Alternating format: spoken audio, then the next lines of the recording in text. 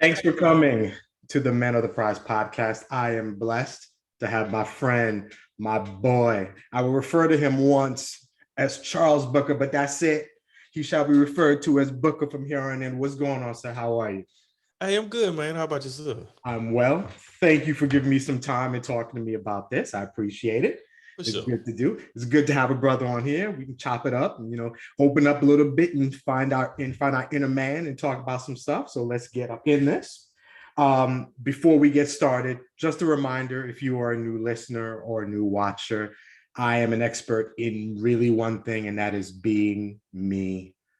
I am not a doctor, a psychiatrist, a psychologist. I can't really, I haven't been trained to help you with any issues, mental or otherwise. So while this may seem like, a deep kind of discussion about issues concerning men and our mental health, keep in mind, I am not trained. So if this conversation leads you to, you need to talk to somebody, some emotions come up, please find a trained professional, somebody to talk to you about your issues. I, of course, am not that person. So this is for entertainment and hopefully for enlightenment. And with that, let's get into the mantra. As everybody knows, prize, it is my favorite word, and that's what we go with. But before we start that, Booker, first question for you. Talk to me. Yeah. If you could right now give me a 30-second bio about you, aside from what you've given me, just a little internal about you, could you give me one right now? I got you, man. I got you. Let's go. I'm gonna give you a little freestyle. Go so, like he said, my name legally is Charles Booker. Most people that know me call me Booker. I feel like most people who call me Charles I owe money to, and I hope I don't owe you no money because I don't have it. Keep it. I'm from a small town called Alto, Texas, in the middle of nowhere. It's in the sticks. I love it and I hate it because it made me who I am. I've traveled. I've done the stand up. I've done movies. I've produced movies, and all of it kind of led me to do the podcast. But I say that life is to be lived, man. So that's why I'm here to give my piece of resistance of knowledge that I've picked up over the years. Because if I could save a brother from a pitfall that I fell into, I feel like that is my duty at this point. So that's why I wanted to do it. I appreciate that. And I like that. It already shows the kind of man that you are. And that's what we're going to get into. So the mantra is prize, P.R.I.Z.E. The I we save for last. The first letter is P, and it represents the word purpose, defined as reason for which something is done, or created, or for which something exists. So, sir, what is your purpose? I used to think that my purpose used to be to entertain people. I think I got caught up and wanted to make people laugh, to enjoy themselves. I still do to a point. But now as I'm older and I've experienced, like I said, I've experienced life, I've fought the fight. Like I tell my brother all the time, man, I was like, I look at life now that, we fought the fight, we fought the battles, we like that old gladiator at the end, and now I feel like that my purpose is now to is spread that message, spread the knowledge that I have to keep somebody else from fighting in that battlefield. So I feel like at this moment, that's my purpose. Okay. So how did that become your purpose? How did you growing up? A better question. Did the way you grow up create that purpose for you? Or is that something you discovered maybe after you hit your teen years or adult years? I feel like I've always been the type of person that people came to talk to lay their own burdens down. Mm-hmm. But I've never been comfortable enough to tell others my story or things that I went through because I was either embarrassed or ashamed, or I just feel like that nobody wanted to hear it because I felt like it was whining or complaining. So I just kept whatever. I just, I would see somebody going through it and I'd be going through it too. And I'd be like, dog, I know where you finna mess up at. And I wouldn't say nothing.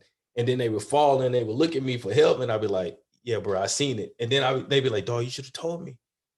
And then I was like, you know what? I probably should start doing that.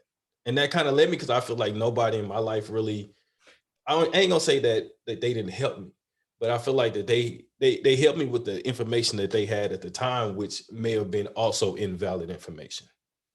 Okay. So I'm not saying that I'm always right. Okay. but I've been wrong enough to know that when something is wrong. I hear that.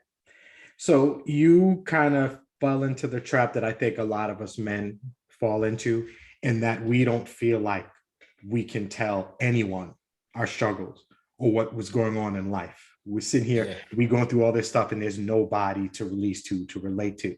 So I do have a question. Now, you said you didn't tell a lot of people. You didn't tell people. Did you have someone you could have spoken to or told? I feel like there was a few people. Okay. There may be like a handful of people, right? But also it was that in that making sure that these people then in turn didn't weaponize this information that I gave them against me. Right. Right. And, I had one guy, I feel like I say guy, he's really my brother. I look at him like my brother. We, to me, we was two sides of the same coin. We was literally raised the same way. We kind of met in a funky way, and we became friends because of this. And I feel like he was the one person that I could really just, who could tell me if I was wrong, if I was tripping, or if the way that I was going about it is the right way, and I need to keep doing about it the right way. Later, I felt like, some of the people who I entrusted with some of my secrets, they turned to weaponize that against me, to use that, like, I give you a loose example. One person I used to be with, I told them, when I first started going to therapy and I felt myself struggling, I was like, I really feel I'm getting to a point where I'm starting to understand that I dislike myself. And in turn, their response to that was, I feel like you telling me this, for me to hate you. And I was like, now I can't trust you with any information. Right. And, and I think that kind of solidified why I needed to go to therapy as well, too. I hear you. It's such, sad, but it's so prevalent with men. One, we don't feel like we can tell anybody anything. Two, we may have somebody we think we can talk to, but we can't really trust them because they don't know what they're going to do with it. There's so many layers to why men, and in this case, Black men in particular, why we don't feel really comfortable with just saying stuff to our woman, our boy, whatever. It's hard enough, living this life, but kind of keeping it all inside, bottling it up. It's going to come out somehow. Because you always feel like you have to toe the line, exactly. Right? Like with everybody, you toe the line at work, you toe the line at home, and it gets to a point where, like, are you towing the line, or are you conforming to the line, or you becoming the line, or you losing yourself to the line? And I think a lot of people don't realize it until they don't don't realize it. It's true. It's sad, and it's something I've heard just talking to men of all, obviously Black men being one myself, but men in general. It's just communicating about ourselves is hard, to the point where it's just in that society. Man up, you don't need to talk about your business. You just deal with it, you bottle it up, and then it comes out negatively. But what I think I was getting right back to is the fact that your purpose is to help people, which means you've got these men who probably can see you and be like, yo, let me holler at you. Can I tell you about this? And they got a man who they can tell their issues to, their concerns, and know that you're not going to weaponize it. You're not going to use it against them because you've been through it. You understand it. And we need more of that. So I applaud you. I appreciate that. We need somebody. I should be able to be like, listen, had a hard week. I'm struggling. I don't know what's going on with me, but whatever, just to get that out. And we don't all feel. So when you find somebody like that, like you special case, brother, and we appreciate that. Yeah, man, you're good. And to go from there. So like I said, I didn't feel like I had. Go ahead, bro. Go ahead.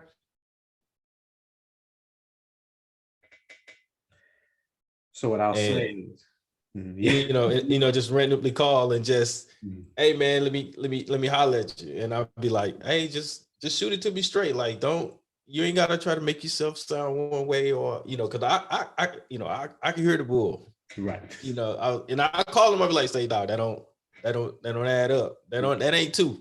Right. Exactly. And that's what we need sometimes. That's what we need. And that's part of it. Being able to talk to somebody who you can trust enough to say, what's really going on? Like, that's not it. There's more to it.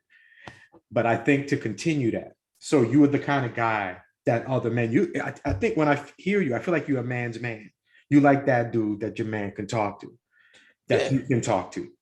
So let's kind of delve in to how you became that guy. The next letter in the word prize is R, and the word is resilience, defined as the capacity to recover quickly from difficulties and or toughness. So give me an example. How did you growing up, did you build resilience? Where'd it come from? Man, I just say it like this because it's not something that I really talk about a lot, right? But for me growing up, like, my mother was on drugs. And so, seeing the dynamic of her and my dad always fighting and arguing, every day, every weekend. And since I'm from a small town, once they did that, everybody knew. Right. So I used to hate going to school on Monday throughout the week because it was something that everybody knew by the time I came home. And through that, I saw my daddy, like, be forced to live in his car and have people come and fight him and trash his car and then still try to maintain to be able to get a place to where he felt that I could be safe. And, and he fought to get me to be able to live with him. And to see him struggle like that and see him to still try to help people and to maintain a smile on his face is something that I always admired about him. And so that's something that I always treasure too, is that I feel like I try to do. No matter what I'm going through, internally, externally, I try to hold that face for the next person.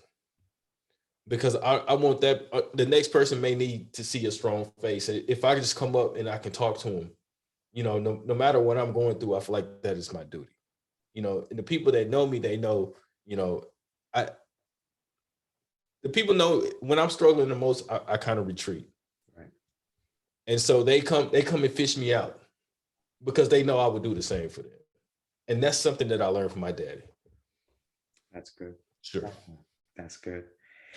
The more I talk to people about this, the more I discover that when I ask people what their purpose is, a lot of times people's purpose, they end up being what they needed when they were growing up. There's this tendency, we grow up and if I was quiet and I couldn't talk, I end up being a talker or a person that will speak to others who need it. If I was in an abusive relationship, but I was able to fight my way and deal with it, that person then becomes kind of docile because they recognize what somebody went through. They don't want to kind of keep that cycle going. I really, and again, not an expert, but it feels like we become what we need when we're older. Yeah, it's for sure. So when you just went through life and you saw your dad and you struggled, and who knows if your dad had anybody to talk to, or he was just putting on a brave face, but you're making sure you're being that for somebody else, and you put the brave face, but you're talking and you're that person that people can talk to. And that's something me and him talk about a lot now. Mm-hmm.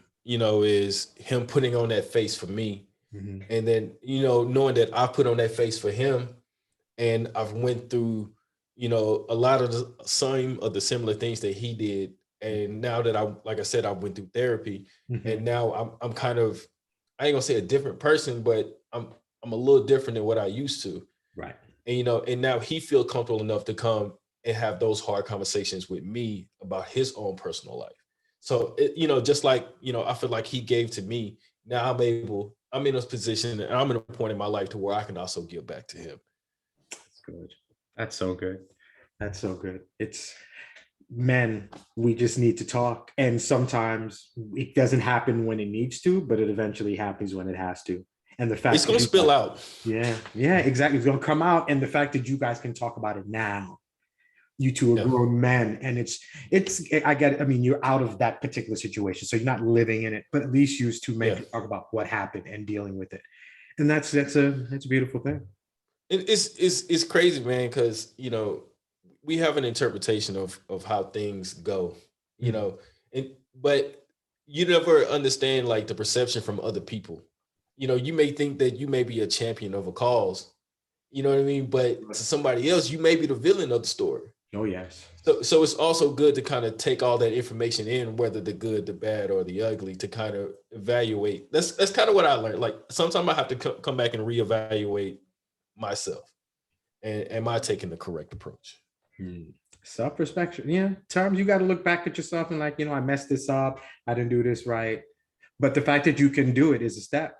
Not all of us Yeah, can man. look back. Yeah. It's Self-reflection. it's hard. It Boy, is that's to look. hard. Yeah. We want to be perfect, but to kind of sit back and be like, I could have done this better. I dropped the ball. Yeah, I know. And that's tough, but that's growth, I guess. Yeah. Right. And then, Yeah. and it takes a while. It takes a long time for some of us to do that. Yeah. So again, It do. Some of us never get there. And that's sad. And that's so true. It's so true. And it hinders you. It holds you back from really living because you got this and you almost don't even know what it is. But if you ever let it go, clear off just get the weight off your shoulders and relax. It's such a big deal. You're right about that. So it seems like obviously life struggles with your, growing up, and it made you the man that you are today. So resilience obviously was a big part, and it continues to be. Oh yeah, for sure. Of what you are. So we're moving right along. I mean, your answers are too perfect. Like I gotta slow you down, but that's what I thought. Hey, I try, baby. That's what's up. You doing it. So we skip the I till the end. The next letter in the word prize is Z. The word is zeal. It's my favorite word in this. Let's move on. It is defined as enthusiastic devotion. What are you enthusiastically devoted to? That's tough. But if I had to just to put it on anything, I'm devoted to my peace. Because I think I finally got it. Like I tell you, man, like I feel like that old soldier. Like it's at the end, man. I finally figured out what peace is supposed to be like. And I fight like hell to keep it, dude, boy. Like, I don't care. Like I don't care who you are, what you are to me, how long I've known you. Like if you disturb that, like you gotta go. Like there's no ifs, ands, buts about it. We can reevaluate it at a later time. We can come back, after I'm not mad, and then we can see if we can salvage it. Right. Cool. If not, hey, I love you, but you gotta stay over there. Mm-hmm. I reckon we got to reckon peace is and obviously it's a big word with you guys with your podcast, and obviously we'll mention that later. But peace, especially because we're in the similar same age, when it takes that long to get it, when you finally find it, you're gonna fight, like you said, you're gonna hook and you're gonna fight, and nobody's taking that from you, bro. It take people a really long time to even understand what that looked like for them. Right. For them, because peace is different for everybody. Right. But when you figure out what it is for you, you're gonna be like, hey, I can't mess it up. I hear that. Can't mess it up. I hear you. Did you know what your piece was before you found it, or did you realize what it was when you found it? I realized what it was when I found it. Okay. It was one of those things. It's kind of multifaceted, right? It's one of those things that I talk a lot about. Like these are the things that I really want. As far as a job, like I've always had high stress jobs, and I always felt like, I had to fight, I had to beg and scrap for every nickel and dime that I wanted. I never thought that I could go to work and just be happy until I stumbled into a situation. And then that kind of led to, I'm not gonna lie, COVID and this quarantine has been the greatest time of my life because it also kind of helped me understand like what's most important to kind of give me that peace. If no matter what it is, if it's a job, if it's stressing me out, you can change it. I can change it. I can move around and find something that's more to my liking. And I kind of take that with my personal relationships. I brought that over from my personal relationships. Okay. Is that it took me a long time to understand what I needed. Like everything shouldn't have to be a fight. I shouldn't have to beg for everything. Some things I ain't gonna say everything. Some things should just be given to you. Right. But some things you shouldn't also have to ask for. And I think that comes with figuring out what you want. And then that also will kind of give you that peace you're looking for. And that's just kind of where I went with it. And that's well said, brother. It's well said. As you're right, peace comes in different sizes, shapes. It depends on what relaxes you. I think it depends on what you're comfortable with, what you're Yeah. content with. And knowing what makes you happy, that's a big step. To find your peace, you got to really do you have to recognize what peace is, right? Yeah. Because if, for example, you said you've always had high stress jobs, life wasn't entirely the toughest thing. Some people, their peace is the chaos that they've grown up used to, and they don't recognize. Some people don't know. People just, it's a bad, I could be in a bad relationship, it could be abusive, but this is all I know, so this is my peace. And I'm with you. I lived that for a really long time. And, it's no secret. I have a couple of kids. I have 2 baby mamas. And I went through the fight with the baby mamas. I went through the courts, and like I said, like you said, man, it's because I grew up in chaos. You never notice how much you are in chaos. Mm-hmm. And then when you out of it in peace, you miss the chaos. And I think that's why, why I hate social media now, because it used to be a place of learning and knowledge, and now it's just a bunch of mess and gossip. And I think that's what ran me away from it, is because it starts sucking my peace out of it. Mm-hmm. I hear you. That's true. Yeah. Some people don't realize that, like you said, they just don't realize the chaos that they live in because that's all they know. Yeah. You don't, I guess, to understand chaos, you kind of have to understand peace, because peace is calm, nothing crazy going on, and chaos is all this kind of extra stuff going on. So I think once you get away from it and you're comfortable, then you're like, I was doing this and this and this and this all at the same time. How did I maintain my sanity? It's an amazing thing. So peace is a big deal. Because just think about like back when you was like in college, working 2 jobs and going to school, and then you was like, you was getting maybe a couple hours of sleep. Right. And now I'm just like, dog, I should be dead in the ditch somewhere. Like exactly. But you did what you had to. And that's what it is. You look back and you're like, I don't know how I did it, but I did it. But now that I'm out of it, I don't have to do that anymore. And I ain't doing it again. I ain't going back. I feel you would never do that again. I always laugh when people like, hey, would you take a pill and go back 10 years? Bro, I'm not going back. I'm not doing that again. You can miss me. I don't know. But I would say, would you do it? Go back 10 years, but you know everything that you do now. Would you go back then? Nah. Still not? I still wouldn't. Okay. Because it's because I realized how much I messed up about 10 years ago. It's a lot of lives that I destroyed, unfortunately. And then it still would be too late for me to rectify a lot of things that I would need to try to rectify. You know what I mean? Because it's still a short window. Right. You know what I mean? So I would just, I'm at peace now. So I can just keep going from here. Okay, I feel you. And that's good. That's, recognition of what you've done in your life, and recognizing, you're a better man for it, or whoever you are for it, because of what you dealt with. And there's nothing wrong with that. So I like that answer too. In terms of the last letter in the word prize, the last letter is E, and the word is expectation, defined as a strong belief that something will happen or be the case in the future. So my question for you in terms of expectation, considering what you want to do in life and where you are now, if you could tell me what you expect from you in 1 year, in 5 years, and in 10 years, what are your expectations for yourself in those 3 time frames? Let me frame it like this first. I never thought I'd be the type of person that ever be able to look ahead and say that I'll be able to do anything. Because like I said, I fought so hard that the only thing I used to be able to look at is, as long as I can make it to the end of the day, that's all I needed to do was make to the end of the day. Right. Now I'm to a point to like I said, I can sit back and reflect, and I can think. So like you said, so the expectation in a year, right? And the expectation in the year is to no longer be able to work, like get up, sign up to a 9 to 5. I got a plan in motion that I'm hoping.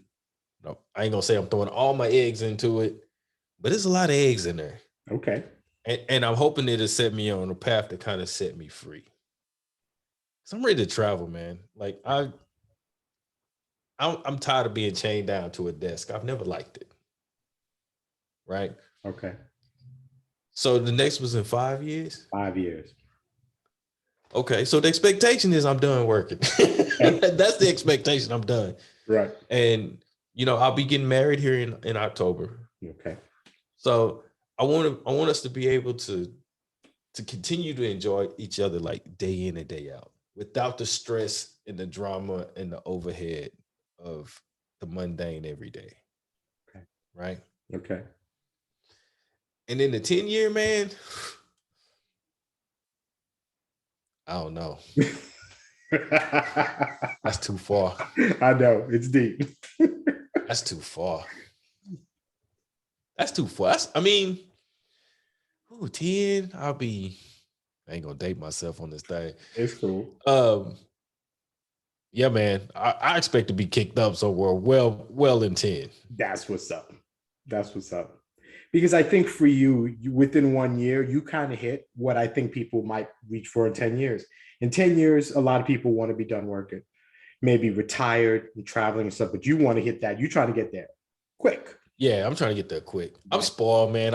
We travel a lot, and I think I done got the bug, and I don't want to work. I think I'd rather just hit it.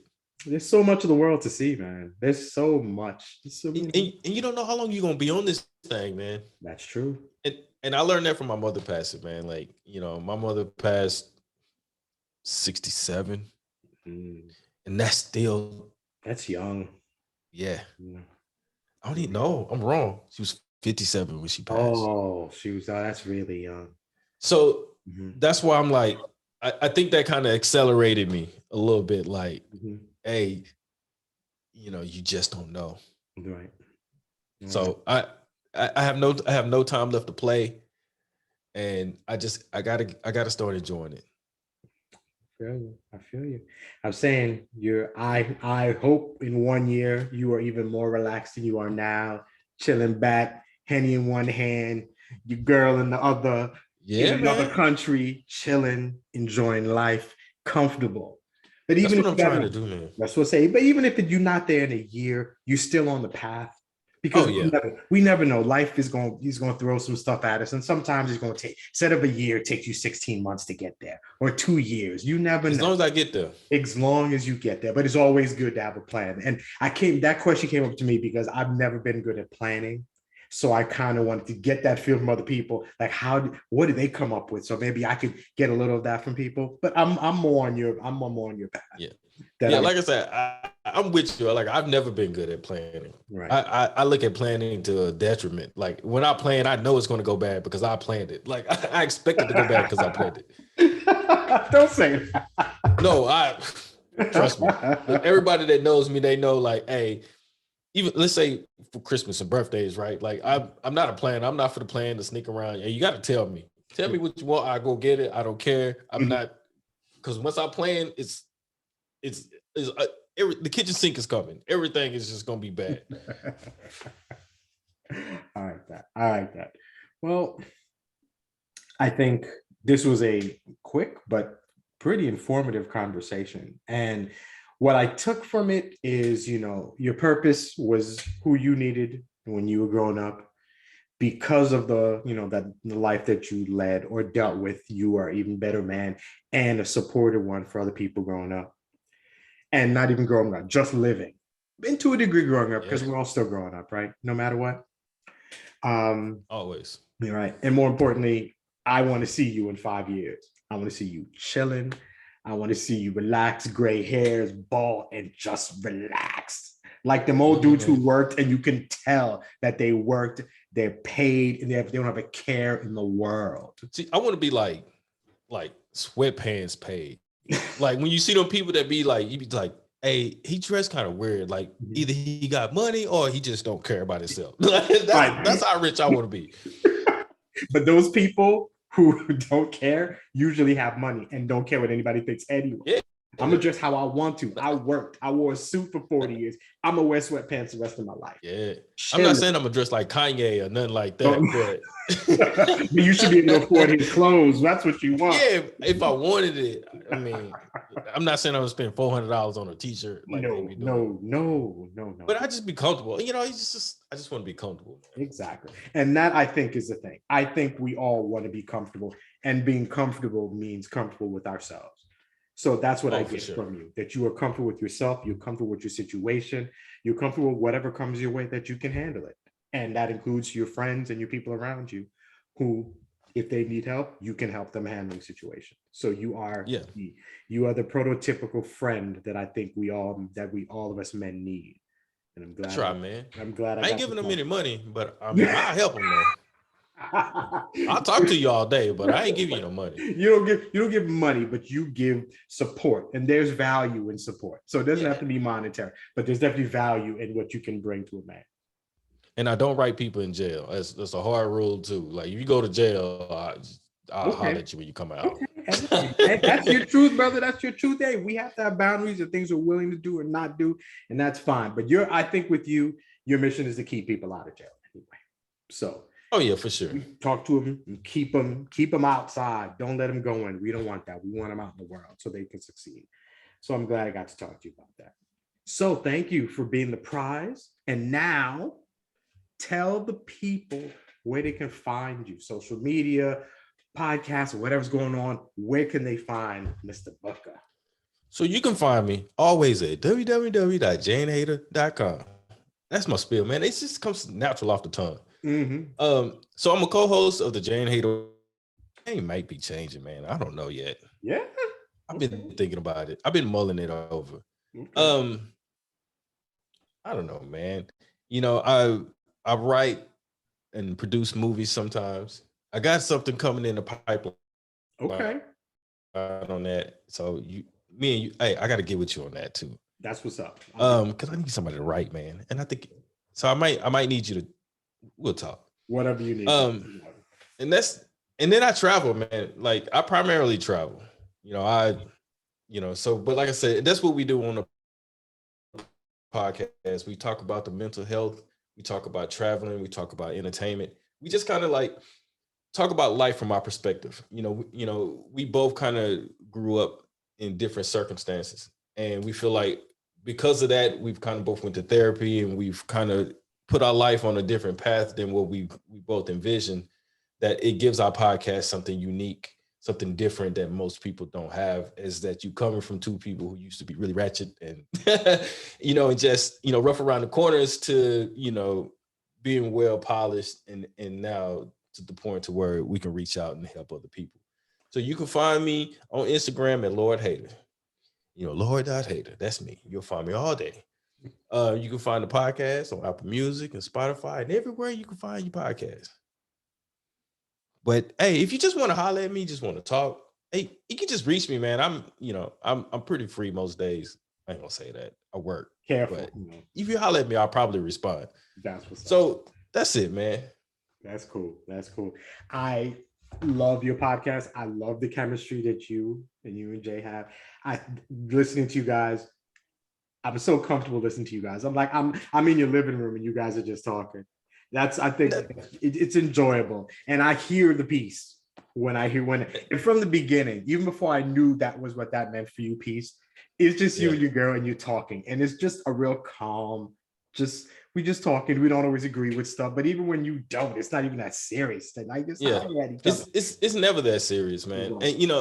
And I think that's what kind of helps me with the podcast and just in general too, is that she's the one that kind of helped me in the beginning to kind of point me in the direction of maybe I need to go talk to somebody. That's good. Maybe I need to go speak to, somebody that's unbiased of me and can give me constructive criticism about things that I was struggling with. And that kind of what put us together, as a relationship, as a friendship, and all that is, first and foremost, she looked out for me. And that's something that I can't say that I can say that people looked out for me, but she looked out for me in a different way that it just felt genuine. and you don't really feel that people genuinely want to help you all the time. You know, they just do it because you asking, or they feel, you know, that that's their duty. But when a person genuinely wants to see you do better, and that's what put me on the path to kind of get, you know, to get right. And that's what, you know, the podcast is kind of about. It's just, you know, you may not agree, you may be in the middle of it, but if you listen to it, you know, it kind of, it may make sense to kind of help you put your life in perspective. To maybe you just need to go talk to somebody other than your friends. That's right. That's good. We don't talk about mental health, you know, even in our community in general, but then even more so with men, that we should be able to go talk to somebody. So it's good that you found somebody who was there for you genuinely, which is, you get a hold of that. It hits different when that person cares. Yeah. It's a different feel. It's a different effect. And you go, and like you said, you that also, you're not letting her go. I feel you. Because the biggest thing, man, is that you don't want to feel like people think you crazy.